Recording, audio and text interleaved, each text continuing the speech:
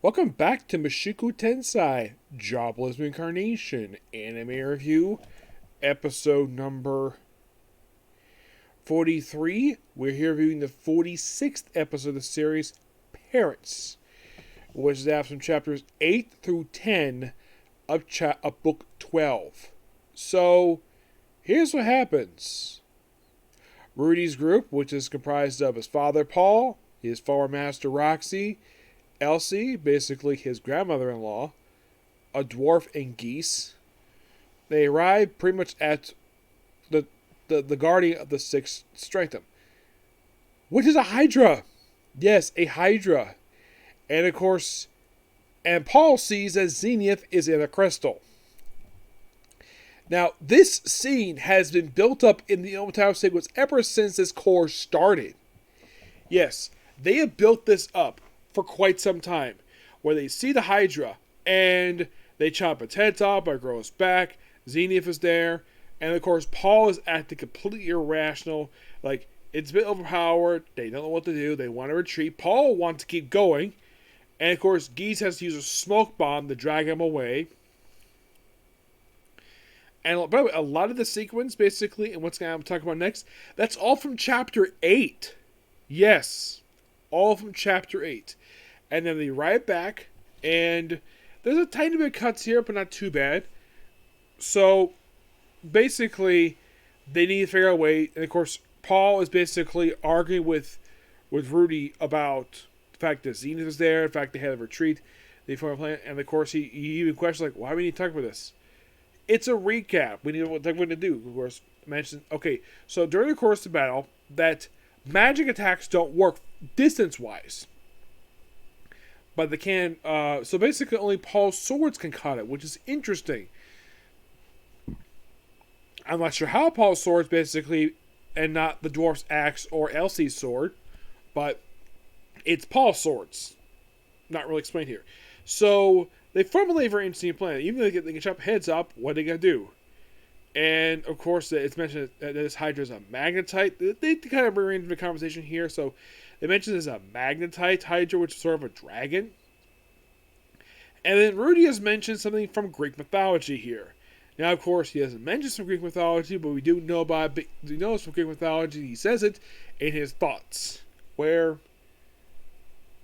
Now, I don't know if this is really true, because I've not read the part when it comes to Hercules' myth. The only way I know about the Hercules versus Hydra stuff is from the Disney movie. Disney's Hercules. Where he chopped up the heads, and the only way he beat the damn Hydra was collapsing a freaking mountain on him. And I've heard various different type of interpretations of this first perfection, where they mentioned chop off a main head. They also brought up in this episode where they chop the head off, but they use a torch to burn the wounds in order to prevent it from growing more heads. And of course, this Hydra does not apparently believe in the common thing when it comes to Hydra. Chop up one head, two more will appear. That doesn't happen here, just to grow a new head. So basically, Rudius and Roxy will burn the wounds while Paul chops the heads off. And it goes pretty well. At one point, this Hydra bites up part of it was burned, so Elsie freezes it with Rudius. And so then, like, 3 are left. So it does a breath attack, fire blast, and Rudius has everybody standing right behind him. Roxy just happened to stand right next to him, and basically water blast to block it. So they proceed to chop off the 2 of the 3 remaining heads. And of course they get to the last one, where Paul gets bitten by the last head. Rudius has to sacrifice his own hand in order to defeat this last head, and they proceed to destroy it. And then the Hydra collapses, and like, okay, they won, but where's Paul? Rudius tries to heal the wound, but it's not strong enough.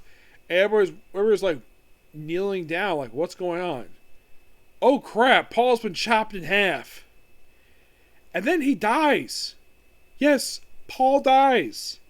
And then, this was weird. The crystal holding... Yeah, Zenith isn't a crystal. They did kind of change the wording here, where this has happened before. Elsie basically brought up that she knows somebody who actually just, because they don't know, they didn't know Xenia was alive. Elsie mentioned, yeah, she's alive. She's perfectly fine. So right after the Hydra is beaten, the crystal holding Zenith starts cracking. And then she falls down. And we see she's butt naked. Now you're probably thinking, how the heck did she get butt naked? Now in the book they don't mention she's butt naked, but the anime shows she's butt naked. Like, there's no reason for this at all. And then they show that she's been carried by the dwarf, Taza, I think his name is. And they do a montage of the last quarter of chapter 12. Excuse me, yeah, pretty much basically like the whole second round with the Hydra. And basically seeing Paul's, it's all from chapter 11. From chapter 9. And the remaining of the chapters all done via montage. Basically, no spoken words. We see the party right back at the inn. Lilith basically comes to check on, she's happy to see Nia, but she's wondering where's Paul, and she's afar of Paul's death. And then you see Rudius, where he goes to his room, and of course, like, then we see Zenith basically waking up, and she's apparently is dressed now. Like, where they got the clothes, never explained. And then, like, well, she wakes up, and she doesn't recognize Rudius, which obviously he's 10 years. Apparently she doesn't know Lilith either. So Zenith has lost her memory. So Rudius reunited with his mom, but she's lost her memory. His father's dead, and he's depressed again. The last time he got like this was when Eris left him at the end of season 1. But, well, something big is going to happen next episode. And it involves Rudius and Roxy. If you read the book, you know what I'm talking about. Those of you who have not read the book, may have read the manga for this particular scene, please not spoil it for anybody who has not seen it yet. Because this is similar to what happened in the end of season 1. Where, actually, it's also happened toward the end of core 1 of this very season, where Rudius does this with one of the girls of the series. Now, I am not going to say what happens. You have to find out next week for the penultimate episode of season 2.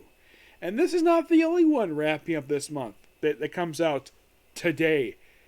It'll be freaking Demon Slayer. That one also is wrapping this month too. So by the end of this month, Sunday will be reduced down from 4 down to 2. Which is interesting to say the least. Now, I did enjoy the episode. I didn't think the cuts bothered me as basically some of one of the cuts they did from a couple episodes back. But good episode, and we're getting really, really close to the finish line to finish the season up. And I pray to God that the studio who makes the series, please give us a season 3. The show was really good. We need a season 3, especially since, well, within 2 weeks we're going to finish up in this book. And there's 14 books left. Yes, 14 left because there's 26 books. Is that enough for a full season? Yes.